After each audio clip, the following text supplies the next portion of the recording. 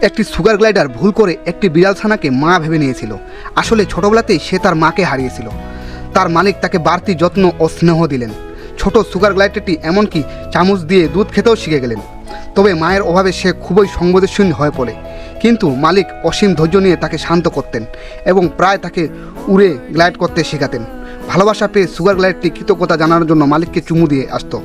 একদিন হঠাৎ সে অসুস্থ হয়ে পড়ল। সৌভাগ্যবশত মালিক দ্রুত তাকে পশু চিকিৎসকের কাছে নিয়ে গেলেন এবং তার জীবন বাঁচালেন। বাড়ির বিড়ালরাও স্বস্তি পেল যে তাদের পরিবারের সদস্যকে হারায়নি। আবার সুস্থ হয়ে ওঠার পর সুগার গ্লাইডটি ভীষণ চঞ্চল হয়ে উঠল। সে সবসময় এদিক ওদিক উঠে পড়ত। কখনো কখনো মালিকের কাপ থেকে চুপি চুপি চুমুও দিত। গোসলের সময় সে নিজের মুখ নিজেই ধুত। অবশ্য মাঝে মাঝে তার সঙ্গে বিড়াল ছানাদের ঝগড়া হতো, তবে অল্প সময়ের মধ্যেই তারা মিটমাট করে একসাথে জড়িয়ে শুয়ে পড়ত। বন্ধুরা, আপনি কি এরকম সুগার গ্লাইডার পোষ মানাতে চান?